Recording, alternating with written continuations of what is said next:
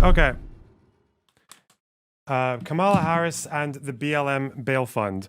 It's quite interesting to see just how weird the reaction is to this very sudden change in presidential candidate, because I think it's pretty unprecedented that an American presidential candidate drops out 4 or 5 months before the election and then their vice president takes over, because as people like Trump have actually complained about, is all the time that they've invested in attacking Biden, they have to basically go back to the drawing board and start again with not that much time left. Which is, again, like the party can do what they want. The party can choose whatever candidate they want. And it's logical that Kamala would be the next one in line after Biden turned out to be not very fit for the job because she's the vice president. It would look kind of weird if you skipped over your vice president for someone else. Seems like basically everyone in the party is okay with it, though. There hasn't been that much uproar. The only uproar I've seen against Kamala being just kind of like taking over from Biden that quickly is Republicans, because now they want to say like, oh, it's undemocratic, it's a coup. Like, okay, whatever. But the funny thing is that the attacks on Kamala have been very improvised, like, because it's funny watching a party that is just trying to get its attack lines together. And there's a little gap now because they haven't really figured out which party line is the most effective against her. With Biden, it was obviously his age and his senility. So everyone basically, they see that, they see it trending, they get the marching orders, they know where to look for clips and things like that. Like, that's very easy, right? For Kamala, they don't actually know. They're just throwing things at the wall, which, you know, has resulted in some very funny lines of attack. They've already had to urge their colleagues to stop being racist and sexist towards her because people are talking about how she doesn't have any biological children, even though she's like, I think she's an adoptive parent. They're having to talk about how she's like a DEI hire, and actually her real name is what was the real name that they gave her? They've tried to say that she's like a DEI hire and her real name is fucking Hawk Tua or whatever. Like, I don't, it's so stupid. But but they're starting to settle on a few things. They're starting to settle. The borders are thing, Kamala, yeah.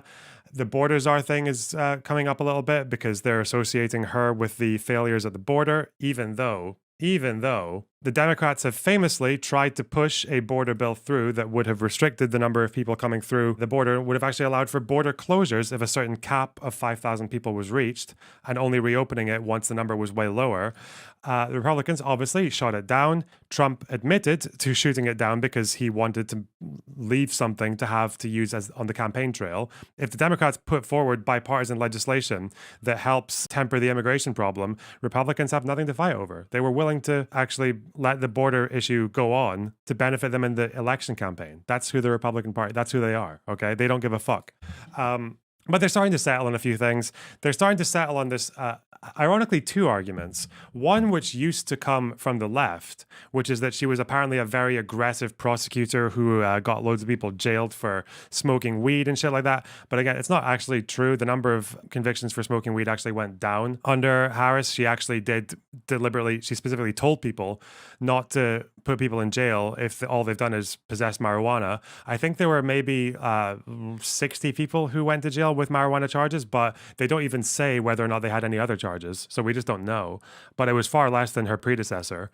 But it's ironic that they're trying to use the Kamala claim that used to come from the left, but they're also trying to simultaneously say that she is far too liberal on policing, that she supports defund the police, which she's never said, and also that she is soft on crime. The example that is used most recently is the BLM bail fund. It's this accusation that she helped violent BLM protesters by supporting their bail funds. This is from Tom Cotton, who I think is a Republican senator from Arkansas. Kamala Harris helped violent rioters in Minnesota get out of jail to do more damage. Keep do more damage in mind, okay? Don't believe her when she says she condemns the violence. Look at her record, not the words. Okay, strong claim. And Trump, obviously, has gone even further by saying that there was a criminal who was bailed out with Kamala Harris's help and set free. And once he was set free on bail, he went on to murder a man on a train platform in St. Paul, Minnesota, shooting him 6 times. So that's a tall claim. It's gone even further. CBS have basically said that Trump is falsely accusing her of donating to the Minnesota Freedom Fund, bailing out dangerous criminals. James Lindsay says Marxists always lie because look, here's a tweet of her mentioning the bail fund. Well, okay, what's going on here? Ooh. So what happened? First of all, this tweet from Kamala Harris, which is still public, like her tweet is still there. She hasn't deleted it or anything. They've not tried to hide it. First of all, she didn't donate to this fund. She tweeted about it and suggested other people donate to it. There's no evidence that she's ever donated to this fund ever. So that's already, like, to say that she donated would be false. But what happened here? Well, this is from 2020, June. If you remember, the summer of 2020, this when George Floyd was killed by a Minneapolis cop. So after George Floyd was killed, there were protests. And a bunch of those protesters got arrested. So people typically in America make complaints, if you're more progressive, about Minnesota, about bail funds being a little bit unfair, right? People will say that these things are a bit unfair because bail is basically means that once you've been arrested and charged, you can pay, if the judge finds you eligible, to stay out of jail until your trial. That's it. Naturally, people who are poorer, by extension, people who are ethnic minorities, are less likely to have this privilege, so they just stay in jail even if the judge considers them not a threat, that they can actually be out of jail until their trial, like innocent until proven guilty. So it's seen as a bit of an injustice. So Kamala basically puts this tweet out, gets 4,500 likes, like a little fundraiser, basically. Not donating herself, but fundraising. Okay, so she contributed to these guys getting a lot of money. How much she contributed is a bit difficult to say. She definitely contributed a bit, because in a standard year, these guys were only getting about $100,000. After the George Floyd protest, it raised about $35 million. Now, this was partially because of Kamala. This was also just because there were people protesting and people getting arrested, and the treatment of protesters by the cops was publicized quite a lot.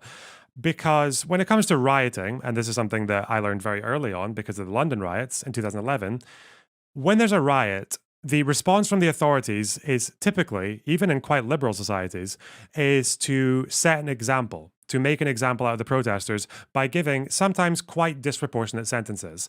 In the London riots, some people faced months or even up to a year in jail for crimes as trivial as like stealing biscuits, or someone stole a violin from a music shop and had to do like over a year in jail. Like, yeah, these were kind of like the stories that came out, because the idea is that the disproportionate sentencing is supposed to deter people from rioting in the future, to discourage mob mentality and shit like that, right? So, in protest of the cash bail system, at least, Kamala fundraises for this fund with one tweet, okay? That gets 4,500 likes. That's her contribution.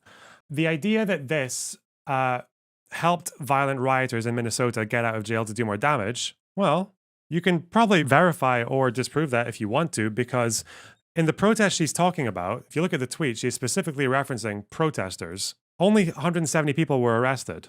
So it's not that many. You can go through them. Within the first week, 167 of them were already released. Very few of them were charged. Only 10 of them actually ended up having to pay bail. So whether or not they even needed the funding for this is quite questionable. They probably needed funding for one person, as we'll find out. So 167 were released within a week. Majority of them don't even get charges. Only 10 of them have to pay bail. Most of these bail charges are about $100, sometimes even less.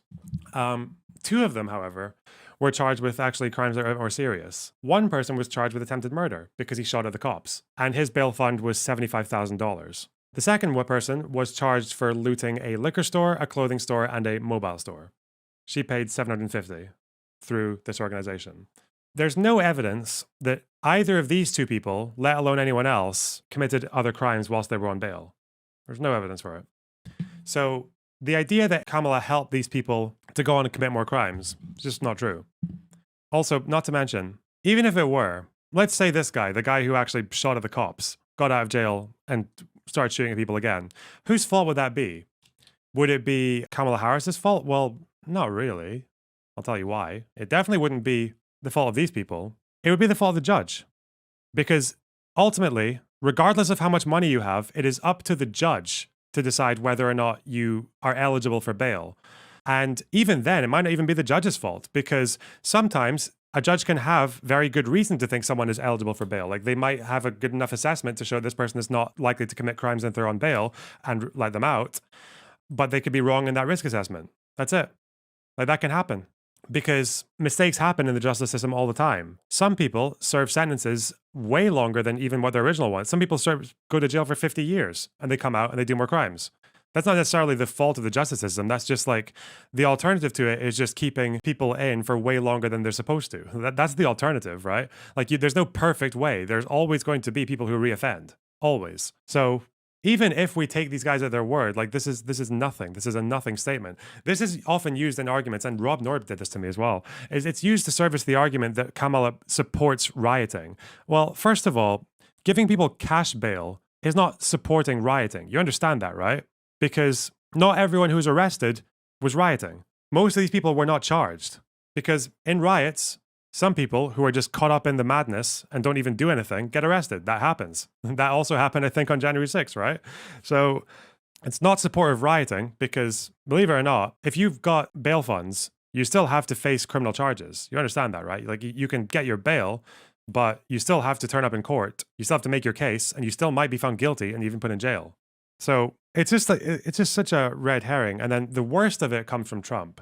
The worst of it comes because in 2022, the story that Trump referenced, about the guy who actually did commit a murder after he was given bail, this happened 2 years after the event. He was given bail by the organization, by the Freedom Fund, $2,000. But again, obviously, a judge decided that this guy was eligible for bail. So apparently he was acquitted. Stallings. Oh, this person. I didn't know that. Funny that. Okay. So Tillman is arrested for indecent exposure, first of all.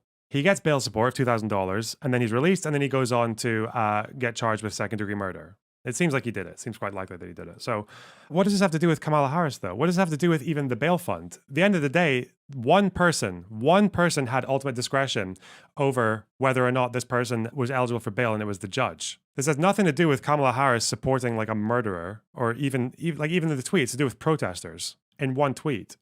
But yeah, that's one claim that they're going to do. Because again, this is the Republican method. I've noticed it now. The Republican method is just, it doesn't have to be a logical argument. It doesn't have to have any kind of like A to B to C point evidence evaluation. It doesn't need any of that. It's just something that sounds good. Oh, Kamala supported this organization in 2020 with one tweet for a bail fund, which by the way, opposition to bail funds is pretty bipartisan. It's mostly left-leaning people who oppose them, but the right-wingers, some of them oppose it as well. Republicans oppose it in some parts. The mainstream Democratic Party thinks they should be removed. That was the Biden and Harris platform, was to suggest removing bail funds, because this idea that a judge can find two people equally eligible for bail, but only one of them gets it because they have money. Like, what? That doesn't make any sense. It's so stupid. Chris Christie, a Republican governor, agreed with this. They replaced the bail system in New Jersey with a points-based system based on risk assessment. And did you know that people who were released under the points-based system were no more likely to commit crimes whilst awaiting their trials? So yeah, the bail fund is just completely unnecessary. It's unfair and it's unnecessary. So the fact that Kamala does this, but it goes to one organization that helped the bail of one person who ultimately went on to commit a crime after getting released, well, that means that Kamala Harris supports a murderer and also supports a violent insurrectionist riot. Like, come on. None of these points like lead from one to the other, but they're all just kind of associated in the same kind of like loose bundle. And that's your talking point, again, for the week. Doesn't matter how easy it is to debunk. Doesn't matter how illogical it is. It just sounds nice, right? It just sounds like a good talking point. So they use it. Cringe. But, compared to last week, they are at least pulling some cases together. So, yeah. Simultaneously, then, we have the overzealous prosecutor who jails people for smoking weed, which the right-wingers are using as well. Obviously, libertarians support Trump, so they like that argument. But at the same time, she also supports criminals. Fuck me. Anyway. I'll probably do a few of these in the coming weeks because there's going to be a lot of this. There's going to be a lot of disinfo and stupid talking points about why people should fuck off Kamala Harris. It's also, yeah. Trump might be backing out of the debate. I think he said he won't do it unless she's actually sworn in, even though they did seem to agree on a date. But he also told, I think in the Telegraph, he said that he wouldn't debate a Marxist. Wait, they've changed this headline. But yeah, he branded her a Marxist fraud. Oh dear. So, good times. Yes, it is very, very funny watching these guys throw everything at the wall and just like trying so desperately for something to stick. Oh well, I'm sure they'll have fun with it though. Okay, there we go, though. That's the story. I'll also, if you want to contest anything I've said, I'll put all my Obsidian notes. I'll publish these, and my Obsidian notebook will be available online, so you can go through all the links and everything. Yeah. Okay, cool. Nice one. Banger. I can't believe that's all there is to the story, though. I thought she was like out there fucking fundraising and campaigning for like multiple bail funds across the country for, and like rioters were getting released and smashing up windows the next day and shit. Like, none of that's true. None of it's true. God. Anyway.